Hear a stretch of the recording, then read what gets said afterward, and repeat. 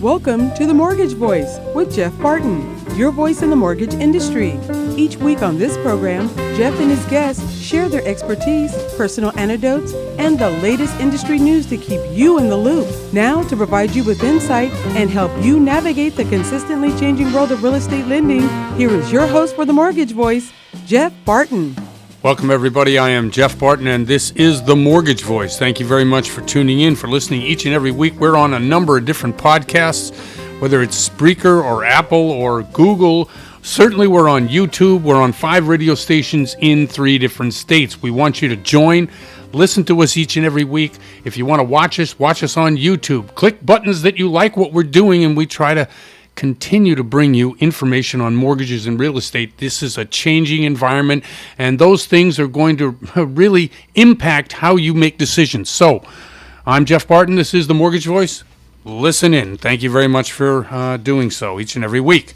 Okay, so the main topic of conversation in the first segment here will be inflation. What is inflation, and why are people so upset about it? So much so that it seems to dominate conversations and people who have to pay more for things. Daryl, I have a question for you. Yes, sir. Okay, do you remember your first job? I do. Okay, excellent. Do you remember ever getting a raise at that job? I did not. Okay. Oh, that wasn't the answer I was hoping for. Well, you have gotten raises in your life, right? Yes, from the time I start to the time I end, I've gone from the bottom to the top. Okay, excellent. So that's inflation, folks. When people work and then they get either raises at their jobs or they move to a different job and get paid more money, that's inflation. Wage inflation is a real thing. Now, this particular round of crises that have happened since the pandemic, whether it's government stimulus, whether it's continued purchases of mortgage-backed securities or bonds from the Fed, whether it's getting a $300 a week extra bump on your unemployment check. All of this is inflation too. So this round of inflation, 6-7%, whatever it's going to be, and it's going to go up, by the way, short term, certainly. What we've seen is prices go up because there's so much money around. Everybody knows that. The supply of money has gone through the roof since the Fed began doing what it does. Okay. Some things will return to a more normal pricing. Cars, used cars, food. But certain things are not. And one of the reasons for that, especially in wages, is because the labor market is extremely tight. What does that usually mean? Is we get a quit rate like we had last month at 4.5 million people deciding, hey, I do not want to work here anymore. What's that famous country western song? Take this job and shove it. Absolutely. And so there are a lot of people doing that. And the reason is because they can go out and get another job, pays more money. So the quit rate is actually a good sign for the type of economy we're in, although with a tight labor market, employers have to pay more money. That's inflation. Now, is there anyone that listens to the show think that inflation is something else? Because I'd love to hear it. I've heard all the macro and the micro and all the economic experts talk about why this person didn't do that or why this particular political party is doing something else. Quite frankly, because the Fed decided to make money plentiful. And by the way, that's exactly what they said should have happened during the Great Depression, not the Great Recession, the Great Depression of the 30s. Had the government stepped in and massively spent money on citizens, the Great Depression wouldn't have happened at the rate that it did.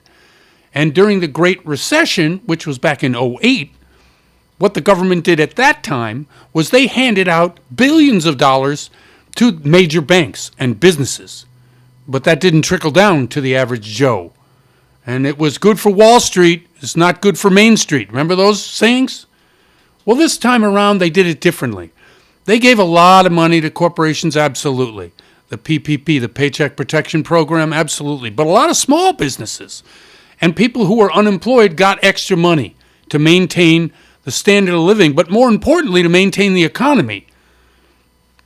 The economy did not go into a huge recession. has not. Matter of fact, the economy's doing pretty well. What did happen was, because of the overabundance of money, people began to be able to pay more for stuff, making other stuff scarce. And supply and demand says when stuff is scarce, it costs you more money. That's inflation. So as we get into this season of winding it down, of tightening it up, of ratcheting, of all the interest rate hikes that we're hearing about, remember that this is way better than what happened in '08, when 10, 15, 20 million people are out of work. It was terrible. The average price of real estate dropped 75% in some areas. It took until 2016 to get out of that in a lot of places where I live, and I live in a very expensive area. So, inflation as it is, you're talking about wages and the supply of money by the Fed. They're taking the supply of money by the Fed away, and they're going to raise rates. They've already, they're midway through the taper now, which is, of course, the ending of mortgage-backed security purchases and the mortgage and of treasury purchases. And they're also talking about now, what the Fed did do is, since they bought all these things, they have a lot of stuff on their books, right? They have $7 trillion worth of assets to either let expire or sell. That's going to begin too. And what these three steps will do to inflation, in the hopes of the Fed, and they've done it before, so it's not like a brand new program. Volcker started it way back when, in the Nixon and Carter administrations. What it does is it dries up the money. The liquidity, they call it, the money that's out there, plentifully made by the Fed, is now they're going to suck it back up, i.e. by stop pumping money into the economy with the purchases, by selling assets, which are pretty good assets. This will also take private sector money out of the system, and that pretty much is going to do what they do for inflation. But they're not going to end the labor shortage unless, and this is the cruelness of what we have as capitalism, right? This is what happens. When you run out of money, you go back to work. And it's going to happen. People have had money, they saved money. We've saved over $1.5 trillion during the recession. That's a lot of money. Well, when that money runs out or dries up or goes away, people are going to say, hey, well, I got to go back to work. At that time, you're going to see a loosening of the tightness in the labor market. The labor market itself today is demanding higher wages, causing wage inflation. I don't think wage inflation is going to go away because I think a lot of people have decided, hey, that job, take that job and shove it thing, I don't want to do that job anymore, and they've moved on to a different and better, or they've quit and are quitting permanently. But these 2 or 3 or 4 things I've talked about during inflation and what inflation is and how it's going to affect and when it will be over, mid-2022. That's what they're saying. That's what they say at the Fed. Now, the Fed is an interesting thing. There are Fed board governors, as in Philadelphia and Dallas and San Francisco and L.A. and New York and Philadelphia and certainly down in Miami. There's a lot of them, right? But there's only a few, I think there's 9 of them, that vote on what happens to the economy. When you see Lael Brainerd, who was up for Jerome Powell's job. By the way, Jerome Powell, who's head of the Federal Reserve, is being confirmed for his second term right now. That was a Bush appointee, not a Bush appointee, a Trump appointee, and reconfirmed, will be reconfirmed pretty much unanimously, in my opinion. There are a few dissenters, but for the most part, consistency in times of turmoil is the best way to go. But this inflation, wage inflation is going to be here. And again, is there anybody who doesn't want to make more money? Everybody wants to make more money. And I think that's a good thing. I think there's a certain amount of inflation that's built into the system anyway, even though we haven't hit that target for years. We'll talk about that a little later in the section, a little later in the show. I'm Jeff Barton. I'm your voice in the mortgage industry. I really appreciate you listening each and every week. It's a volatile time, so we're going to talk about rates and where programs are headed and then bring on a whole bunch of guests that'll explain it a little bit better than I am. Anyway, I'm Jeff Barton, your voice in the mortgage industry. We'll be right back. Our show here, The Mortgage Voice, is available whenever you need information, even if you need it right away. To fit your busy schedule, of course, we make it easy to watch or listen to the show. Find our episodes on demand from our website at themortgagevoice.com. We're also on SoundCloud at The Mortgage Voice, and our Mortgage Minutes and weekly program also available on YouTube. Podcast form wherever you need it. Our podcasts, including Apple and Google Podcasts, Stitcher, Spreaker, Podclips.io, Spotify, and more. I'm Jeff Barton. This is The Mortgage Voice. Thanks for tuning in. Welcome back, everybody. I'm Jeff Barton, your voice in the mortgage industry. Thanks very much for tuning into the show. Each and every week, we try to bring to you great people who know way more about mortgages and real estate than I do. Now, I've been in the business quite a long time, but it takes specific knowledge in specific areas to really guide both your decisions about buying and selling or refinancing or whatever you want to do with a mortgage, or if you're just looking for information about what's happening. One of these guys is a guy named Jason Frazier. He's his first time on the show from EPM. Really appreciate him coming on. Jason, how are you? I'm doing great. Thank you for having me. And thank you very much for two. If you do hear an echo, don't worry about it. It doesn't come out on the show, but if you do hear it, it's okay.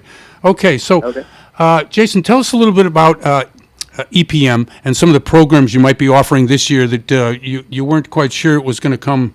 Like, are you doing non-QM? Are you doing some jumbo products? What are some of the ones you're doing? Yeah, I mean, obviously, we offer a full array of products. Pretty much every product that you need, we offer. But I would say something that's new for this year is definitely non-QM, especially as it relates to DSCR. So that's a big one for us. And then we are offering a jumbo, which we didn't traditionally do in the past as well. Right. No, that's excellent. Now, a lot of these programs, obviously, you're in competition with a number of different lenders, especially in Southern California. It's a shrinking marketplace out there. Are you bringing these to market to try to compete or to try to get more business, or both? I would say for us, I mean, obviously, we want to compete, but for us, our mission is to have, a loan for every scenario, right? Okay. And so we want to help as many people as possible. So that's why we want to be, an all-in-one lender, so to speak, right? We want to have that full array of programs and products so that we can help, as many people as possible, either on the retail side with our own loan officer or as a wholesale partner to our mortgage brokers. Oh, okay. Tell us a little about EPM, because I don't think a lot of people know it as a household name. We in the business do, but tell us a little bit about the company, where you guys are located, what states you might lend in. Yeah. So we're a national lender. We're licensed in all 50 states. EPM has been around since 2008. We're, like I mentioned, we're an omni-channel lender. We do direct-to-consumer, retail, wholesale, correspondent, and for us, even though we haven't been a household name, EPM stands for Equity Prime Mortgage, but we go by EPM, which has been a rebrand that started in 2020. Okay. Tell me about so in the lending that you do during COVID, it's been difficult. I assume that you're doing a lot of manual underwriting in some products that you mentioned on the show, whether it be the DSCR or the non-QM stuff. Yeah, we do manual. VA manual is one that's kind of in demand for us. But yeah, when COVID happened, we were actually one of the few lenders that didn't retreat like a lot of them did, just because we were set up. Our chief investment officer, who is now also our president, Phil Mancuso, set us up so that, we were able to weather that storm pretty well. And then as we went into 2021, continue to, enhance and, improve everything that we were doing, service, support, technology, so that we can be that, that full range lender for everyone. Okay. So if you are mixing your, stuff that you do that might take hands-on, a more personal approach, i.e. a manual underwriting, or if you're on the technical side, trying to push files in more of a, a faster way with their technology. How do you blend them both together under one roof? I mean, I always see that usually companies do one thing or they do the other thing. If you're doing both of them, do you have a big staff, or are you located centrally somewhere where you have a large building? The only reason I ask all this is because COVID has really wreaked havoc with so many offices that I've seen, talked to, lenders. How's it affecting you, and is that first scenario that I mentioned how you guys operate? Yeah, so the beauty of the way that EPM was already set up pre-COVID was we were a distributed workforce, meaning we, a majority of our people do not work in our headquarters here in Atlanta, Georgia. Okay. So we're distributed throughout the country with a high concentration on like central and eastern time zones. Right. But we have people from New York, New Jersey, all the way to California and Oregon. And so being a distributed workforce actually helped us because we didn't have to have everyone in the same building. We were already operating that way. And then from to your point, technology has to be at the forefront. Right. But we don't, we use technology as an enhancement, not a replacement. We don't want to automate the relationship because that's the most important part of our business. Good way to put it. And and so when it comes to some technology, we're putting some things in play like SnapDocs, a system called Candor that allows us to utilize machine learning and AI to give faster decisions and to really enhance our underwriting turn times. Now, okay, so are you selling to Fannie and Freddie, and also you must have outside sources for the other kind of products you're using? Yeah, so so we're a direct seller. So Ginnie, Fannie, Freddie. Right. We don't have a pool of investors, so to speak, like a lot of retail IMBs do, but we do for like a certain DPA, a non-QM, jumbo. Those are ones that we have outside investors for. Okay, lending this year, where do you see it going with rates rising currently? I guess they're up around 3.5% now. Yeah, I mean, for me, the way that I look at it, especially with inflation and everything else, and definitely this is not my area of expertise, right. Personally. Right. I see rates kind of staying flat. I honestly I see them going a little bit lower. Look, I listen to the experts like Dave Luna, Barry Habib, and then our own president, Phil Mancuso.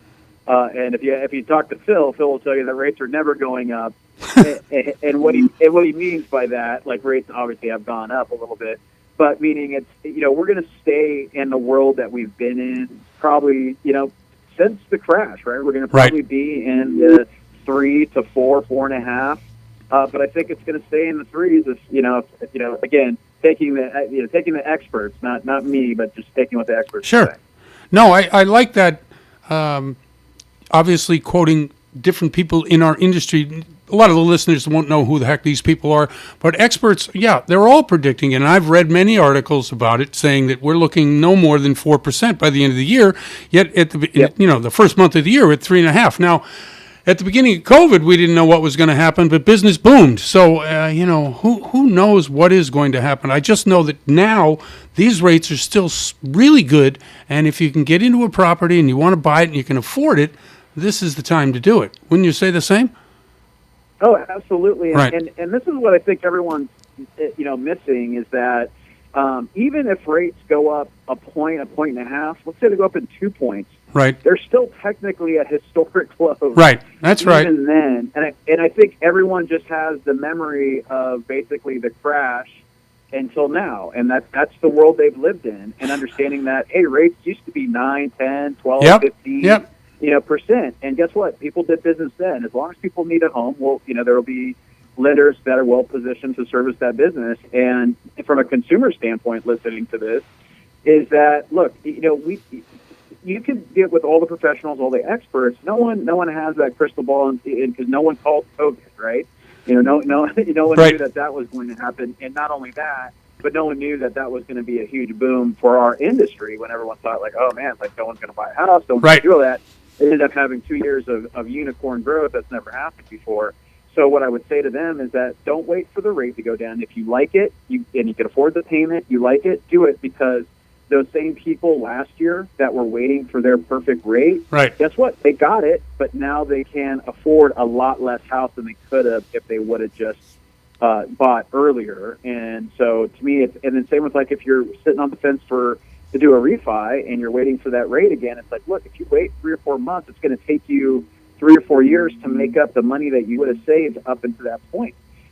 So agree. There is a huge cost of waiting, disadvantage for consumers. If you like it, do it. Absolutely. Listen, Jason, we're up against a time clock here. You want to shout out a way by people can get a hold of you or follow you on Twitter or some way by which they can, communicate? Yeah, no, absolutely. Our website is epm.net. You could go there. For me personally, I'm all over social media, but you can connect with me on LinkedIn.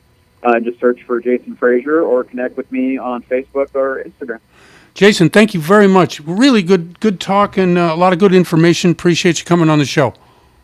Thank you very much. I really appreciate the opportunity. Thank you very much. That's Jason Frazier from EPM. I'm Jeff Barton, your voice in the mortgage industry. We'll be right back. You're listening to The Mortgage Voice with Jeff Barton. We'll be right back with more in just a moment. For more information on today's topic, email Jeff Barton at info@malibufunding.net. Now, back to The Mortgage Voice with your host, Jeff Barton. Welcome back, everybody. I'm Jeff Barton, your voice in the mortgage industry. Thanks very much for tuning in to the show each and every week. We're on a number of different radio stations, and this next guest is from Albuquerque, New Mexico. He is down in K-Mine country. Love that station. Been on it for a couple of years now. People down there, you have a city that is, on fire real estate-wise. Went up quite a bit last year, but I'm going to let him talk about it more than I can because he's the expert. Richard Green from Albuquerque, New Mexico Mortgage Company, correct? Yep. Okay, That's excellent. Me. Hi, Jeff. Hi. How are you? Doing great. So, Jeff, how do you record a mortgage when your county had a ransomware attack? You don't. That's a trick question. You don't. Anyway, You basically don't. So anyway, we're fortunate. Our big excitement this week is all week, and nothing seems to give. Is the Albuquerque, one of the biggest cities in New Mexico, and the county, Bernalillo County, one of the biggest counties in New Mexico, has been under a ransomware attack for the last week. So we're not recording any mortgages. Nobody's getting married. So it's an interesting time right now in real estate with the finalization of documents and deeds and mortgages and such. So that's a little bit of excitement right now going on, and there's no word on when it will be fixed or how it will be fixed. Well, you remember the old days when we used to have to actually go down there and get things stamped and they'd put stuff in a drawer. Are they going to go back to that? We'd like it. I read somewhere that they do about 600 recordings a day. Oh, my. Which is, for a city this size, seems about right. And, okay. So we're all just on hold. We're still funding loans with our fingers crossed. Everyone's agreeing that we're funding loans, and deeds will be recorded and mortgages will be recorded once the system comes back up online. Unbelievable. And is this happening statewide or just in your county? Just the county, Bernalillo County.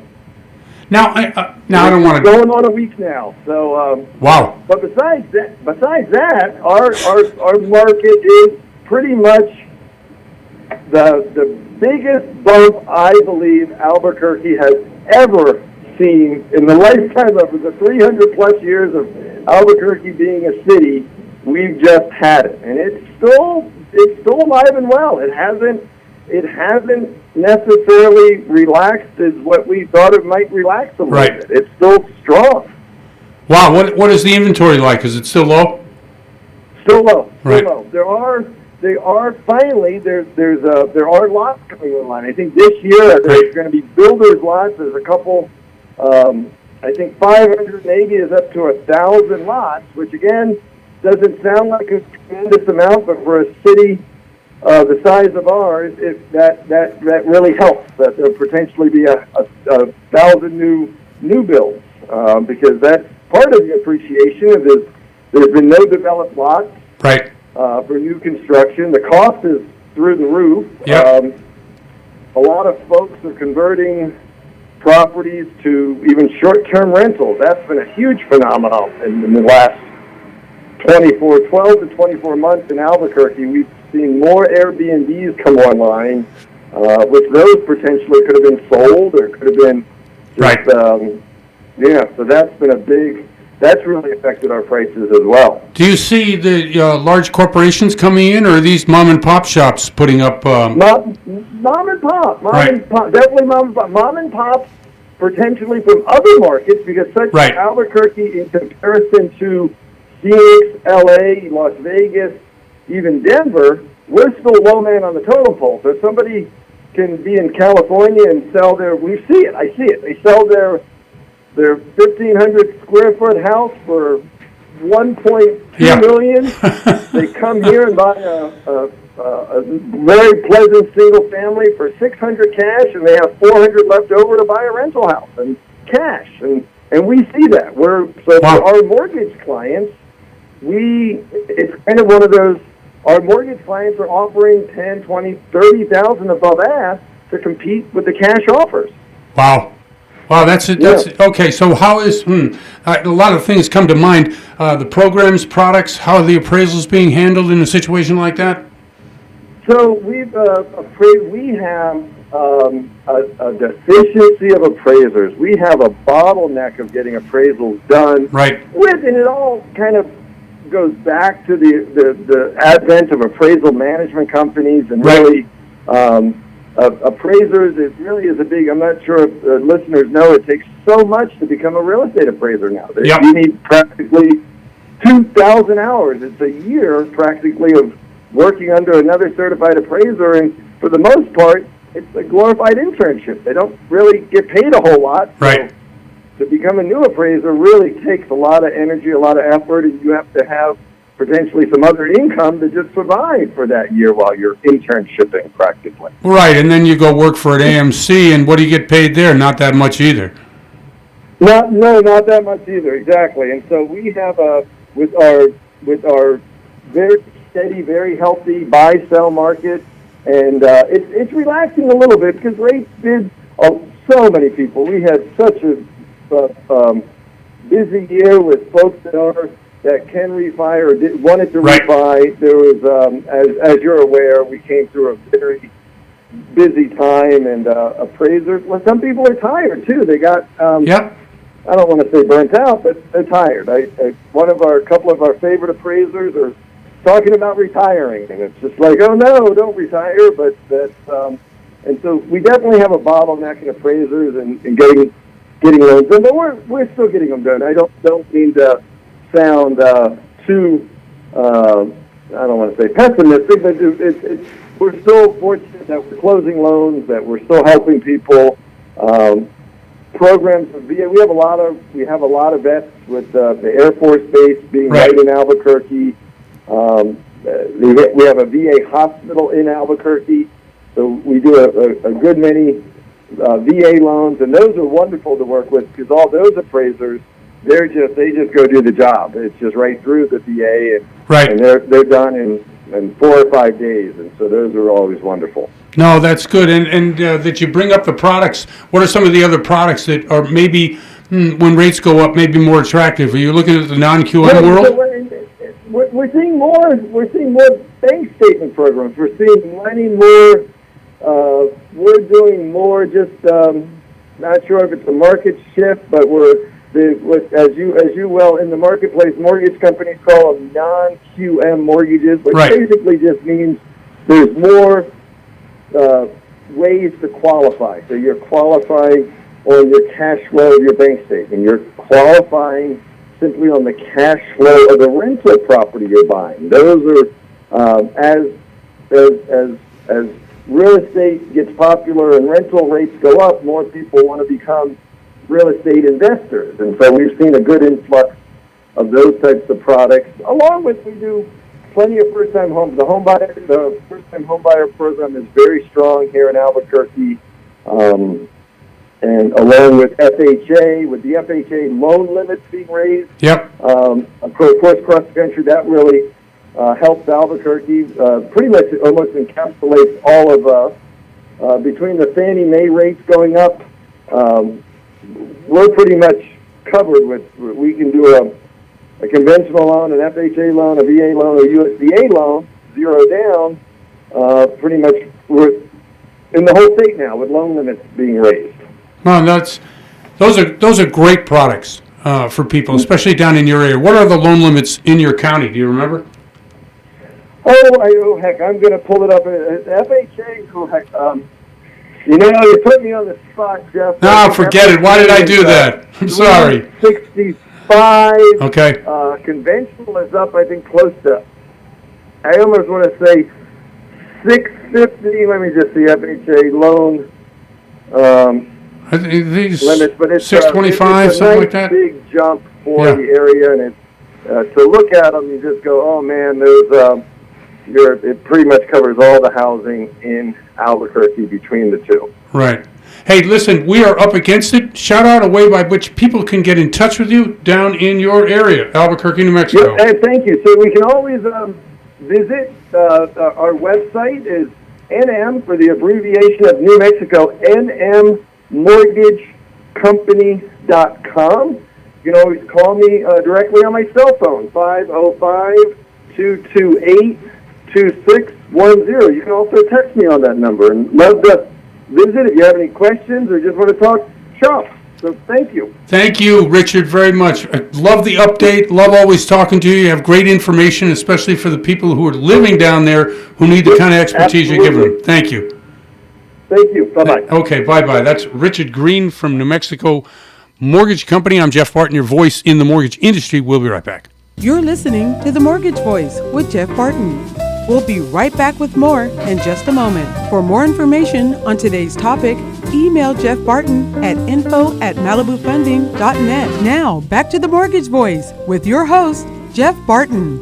Welcome back, everybody. I'm Jeff Barton, your voice in the mortgage industry. Thanks very much once again for tuning in to the show each and every week. We bring to you, whether it's on YouTube, whether it's on our many radio stations, or on all of the different podcasts that we're on. We're on several. Daryl, do you have a list of those, perhaps? I sure do, Jeff. We're on Apple Podcasts, Spotify, Spreaker, Stitcher, iHeartMedia, Radio.com, YouTube, and, of course, Podclips.io. Okay, Podclips.io. Great place to centralize all your podcasts. There are a number of different shows on there, whether it's lifestyle or financial or sports or whatever you're into. There's an expert on that particular site. Go to it, podclips.io. Again, thank you very much for tuning in, listening to the show. We have had a very varied show today. People from really all over, and this next guest is no exception. She's been on the show several times. She's reality TV stars marrying millions, and also a real estate investor and a terrific real estate agent. Janti Chun. Janti, how are you? Hey, Jeff. I am terrific. Excellent. Okay. So you are out in Arkansas, I believe, yes? Yes, I started investing in Texas and Arkansas as well, just to get away from Las Vegas a little bit. Yep. But, the prices here are very similar to Las Vegas, and it wasn't easy to find the deal. But, I am able to find them. Okay, interesting. I have a guy I know that who's in Las Vegas and how he does his flip business. It's a very intricate and detailed way by which he comes up with leads. You were saying it's difficult. You don't have to give away trade secrets. But in general, how do you ferret out something? Because there's a lot of people who listen to the show who are looking for that kind of business to get into. Well, it's just knowing how to look and how to find those properties. And a lot of it, a lot of what I find is on the MLS, basically, okay. Or even doing just doing a public search. But it's knowing exactly what to look for. Look for in a house, or look for in a property? Are you looking for land? Are you looking for a certain number of bedrooms, bathrooms? Is it a type and quality? What is it? All of that, So okay. I look at obviously the price point first, right, of what I want to buy. And then I look at price per square foot, and then I look at the condition. Obviously, a lot of it's online, so I don't get to see it until I send someone to actually see it if I'm not there. Right. So it's just breaking down. There's just a lot of aspects, and there's a lot of different determination, basically, how I determine to pick that one or to make an offer on that specific property. it has to match all my criteria, and a lot of it is price point, Right. and how much I think it's going to cost for the renovation. Right. Okay. So in your particular business, the flipping, you're going to buy, fix up, and sell. That's because there's the huge business now, and obviously buying, holding, and doing for rent by owner or renting it out on a short-term basis. I guess there's a lot of that going on all over. But your particular way of doing it is to flip the house and sell it. Yes. Yeah, it depends on for me how long I want to hold the property, and I tie some of my money up with some rentals. Okay. And obviously with land, I also buy land, so that I would tie my money up as well. But with certain properties, I decide before I buy it, okay, this is going to be a flip, you know, because I want to make my money and go. And depending on the percentage, you know, the return on my investment of what I'm going to make, that's when I decide, okay, based on these numbers, I'm going to flip this within 3 to 6 months and make this amount. So I'm going to go ahead and do that, so I don't tie my money up. So I'm constantly making money. No, I think cash flow is the biggest thing in that particular business because you know anything can happen when you own a property. For instance, the market can go down a little bit, the construction cost a little bit more, but having that plan in mind, price point of where you buy, what you're going to put into it, and what you're going to sell, really is dependent on the market. So, what do you see the market, and where do you see the market softening or getting stronger? Oh man, the market is holding firm. I mean, right. Just this, you know, from December. Let's take the number from December, okay, of 2020. Okay. I mean, sorry, 2020. Where are we at? 2021 was last year. This is 22, right? I'm a little lost there. Okay, so yeah, so we're talking about last month, okay? Mm-hmm. The end of the year. I mean, the median sales price for a home was $425,000. Wow. In December. And that's up from about 23% from last year at the same time. That's on single family, okay? Yeah. And condos has also been increasing. The number went up to 242 for median price for condos and townhomes. That's up 30% from last year. And where is this? So, where are you saying this is? Where you are now, or in Las Vegas? No, this is Las Vegas. Oh yeah, I knew Las Vegas was like that. Absolutely. Well, let me tell you, the rest of the country is very similar. Right. I mean, Texas, yeah, even here in the South, it's very, very similar. The price point here is already $200 to $300 per square foot for a house. Yeah, it's just So it's really amazing. Now, getting back to Las Vegas, where of course we have one of our affiliates down there, AM 1400 K-Ship. Tell us a little bit about taking the strategy that you're talking about in terms of flipping or doing that kind of business. Does it translate into Las Vegas, or is it too expensive there?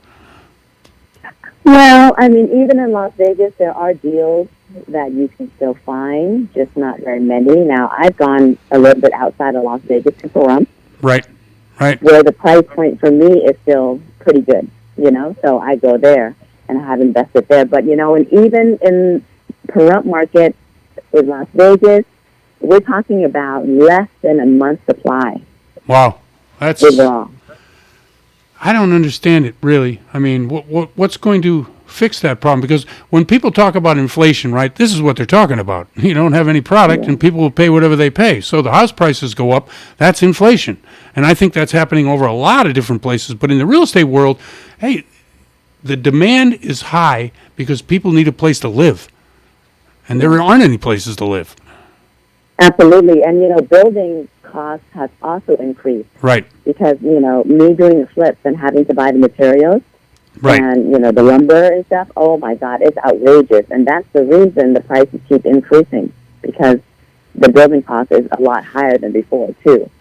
So, I mean, I don't know. I don't know what's going to really happen, you know.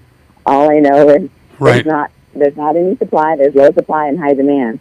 So prices will continue to increase. I mean, granted, you know, I mean, it's not going to be like California and New York prices, but, so. Let's hope not. Definitely.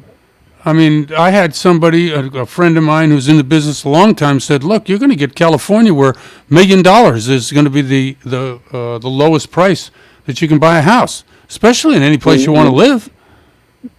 I I mean, that's... Yeah, and exactly. And, also in Las Vegas this year, I mean, it's luxury homes Right. has continued to outperform, in the overall market. Wow. So in 2021, the record sales for homes priced at $1 million was the highest it's ever been. That's amazing. It truly is amazing. I mean, I've seen, the really down times in Las Vegas back in 08, 9, 10, and to see it come back this strong and continue to grow in population even during COVID, it's really, really spectacular. Absolutely, but we have a lot of buyers coming from California and Utah and the surrounding cities because it is way more affordable. Yeah, exactly. You sell here, buy there. I mean, you mentioned it early on. I mean, it's just the way that we do it. Listen, John T., we're up against it here. Shout out a way by which people can get a hold of you if they need a terrific agent in Las Vegas, Nevada. I didn't even tell them who the company you work for. Sorry. Well, you can look me up. You can always look me up. I'm all over the internet there. And also my number is 702-467-3131. Excellent. Serious inquiries only, please. Exactly. No, that's very good. Well, anyway, I appreciate you coming on the show. I want to talk to you about our other project that we're doing very soon. But again, thanks very much for coming on, and, we'll talk soon.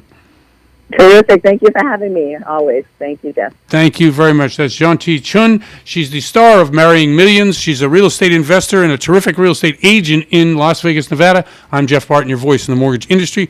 We'll be right back. You're listening to The Mortgage Voice with Jeff Barton. We'll be right back with more in just a moment. For more information on today's topic, email Jeff Barton at info@malibufunding.net. Now, back to The Mortgage Voice with your host, Jeff Barton. Welcome back, everybody. I'm Jeff Barton, your voice in the mortgage industry. Thank you very much for listening and tuning into the show each and every week. We are on 5 different stations in 3 different states, whether it's KCAA, KMET in Southern California, K-Tahoe up in the Lake Tahoe area in between a couple of great mountain ranges up in Central California. We're also down in, what's our Las Vegas affiliate's name? KSHP, K-Shop. K-Shop, KSH. Or Ship Shop. Yes, exactly. 1400 AM on your dial. We love that station. We've been in Vegas now for a few years. And we're also down in Albuquerque, New Mexico at K-Mine. It's K-Country, absolutely. When you need to get your K-Country on, K-Mine. And what are the call letters? I mean, the number? Said 980 AM, and the FM is, I'm not sure. Okay, very good. Anyway, thank you very But much. people there know. Absolutely. And by the way, we have appreciated all the people from Albuquerque who do tune into the show as well as respond to some of the real estate agents and loan officers, as well as company owners that we bring on from that great area. Albuquerque is one of the fastest growing areas in terms of how much your property costs. I'm sorry about that. Last year, I think it went almost up 20% in some areas of the city. Difficult to swallow if you're a local and you're trying to get into the town, but this is the way it is all over, and let's just get into that right now. 20% rise in home prices this year. Can that be sustained? No, it can't be sustained because unless a friend of mine is right, and he said every place in California is going to be $1 million or more, but that's just ridiculous. I mean, yes, we will go through some ups and downs in pricing, but the question is, are we going to go through those ups and downs in 2022? That's an answer for a lot of people, and during the show, we've had answers from several people who've tried to, take a swing at it and tell you what they think. Overall, I think the economy is in pretty good shape.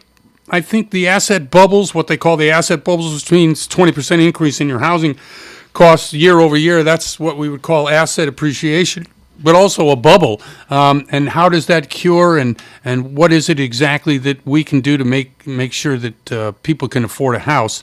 All of those are great questions. There are many answers.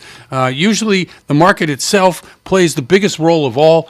If someone wants something and someone else wants to buy it, they're going to have to pay. And if there's several people competing, usually it means you're going to compete and pay more money than you want to. That's just the way it is. But let's talk about some a little bit better news. Although rates have gone up, they're still in pretty good shape. Rates compared to a year ago, have really gone up quite a bit, over a point.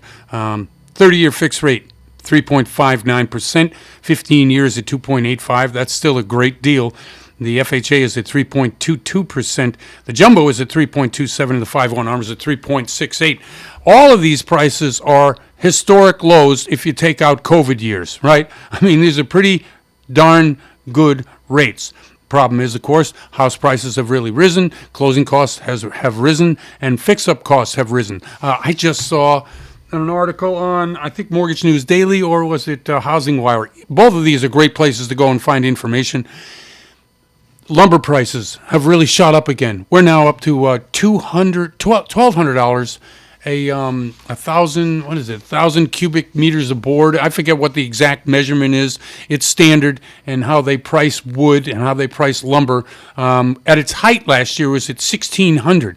It's now at 1,200 again. These particular wants and desires of the marketplace to buy and build, I think that's coming a lot in the U.S. market. It may be as a result of lack of housing, right? Or it may be a result of builders see that there's lack of housing, so therefore if they build now, they can make more money. Or it could be that they're just not sawing enough logs, you know what I mean? And I've sawed many a log, believe me, and the big snore. Okay, so the 10-year, we talk about the 10-year, that's a bond, and they sell that. The 10-year, the government sells 10-year bonds, I think it's monthly, and that price is really the indicator that we use to look at where mortgage rates are going. So we've seen a steady increase in the 10-year yield. The yield is what the government entices you to buy the bonds, meaning that they're going to give you more money. The higher the yield goes, that means the less desirable the bonds are. Now, historically speaking, these particular yields are not that great.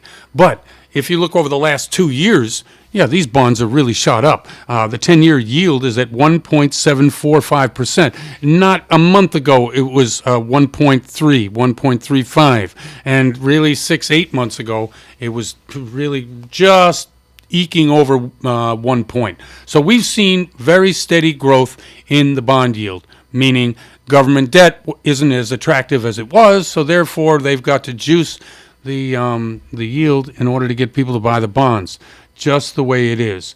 Supply and demand being what it is, and the ability to make money somewhere. A lot of people during volatile times will obviously flock to the 10-year or the 30-year, usually the 10-year or the 2-year, just because U.S. bonds never defaulted, and they always, they're a safe haven. So if there's volatility in the world, we talked about this last week's show, if there's the war in Russia, although there's some meeting of the minds hopefully going on with that thing, or if COVID really takes a bite out of employment. Okay, let's take a timeout. COVID, what's happening? My own company wrecked it with COVID. COVID just went through it like blank through a goose. It was just unbelievable. Now, we do a lot of loans, and we service a lot of people, a lot of customers. So we've had many a customer on the phone complaining, yelling, screaming, that their loans weren't being done fast enough. And as patient I can tell people is that not only has COVID ripped through my own company, but most of the lenders out there who have way more employees in an office than I do have really been devastated, whether it's your underwriting, your setup, your closing departments. So if you have a company that's doing 1,000 loans a month, which for a large lender is not that many, right? And they lose a third of their people, that means the other 2/3 have to pick up the slack, which is why the system slows down. Now, there's this technology that can help in this area. UWM is good. Rocket Pro is good. There are a number of other lenders who have terrific technology to be able to speed it along. But in companies that need underwriting manually done, the non-QM sector, certainly. Anything that's outside the box, outside the conventional box, needs to get looked at by a person. Yeah, you're going to see slowdowns in what's happening because COVID is wreaking havoc. Now, hopefully, the end of February, early March, we're going to see a dramatic drop in COVID cases. But we are just, it's hurt the lending industry significantly because of the labor force. And so if you're out there and you're wondering why your loan isn't closing or how come this is taking so long, just be patient. Most loans, like the ones that we deal with, are all approved. They're just not, through the process entirely. That's just the way it is. Okay, couple of quotes here. The price of labor is going up. That's Jamie Dimon. He is the head of Chase Manhattan. Price of labor is going up. We talked about it in an earlier segment. That's called inflation, and that kind of inflation, to me, is good. I think people making more money for doing the kind of work that they do is always a good thing. Second little quote here, the economy no longer needs aggressive stimulus. Jerome Powell, a couple days ago at his confirmation hearing. Jerome Powell is the man. I agree. They don't need aggressive. A lot of people say he's way behind on the inflation curve. I don't know. Maybe he is, maybe he isn't. But stimulating the economy so people don't fall into a recessionary mode, that was foremost on the mind when COVID started. One more. I think the worst might be yet to come. Okay, we've talked about China. We've talked about the real estate sector, 25% of the Chinese economy. We talked about all the bonds from all these companies, Evergrande, Guangzhou, Shimao. All of them are about ready to have the proverbial something hit the fan. And when that happens, what's going to happen? This particular, from Seaport Global, he's a financial analyst, and he says, I think the worst is yet to come, which means that if there's a panic in China, can the government save those industries or drag the whole economy down? And if that happens in China, it's going to happen here too. I'm Jeff Barton. I'm your voice in the mortgage industry. Thanks very much for listening to the show, and we'll see you next time. You're listening to The Mortgage Voice with Jeff Barton. For more on today's topic, visit www.malibufunding.net.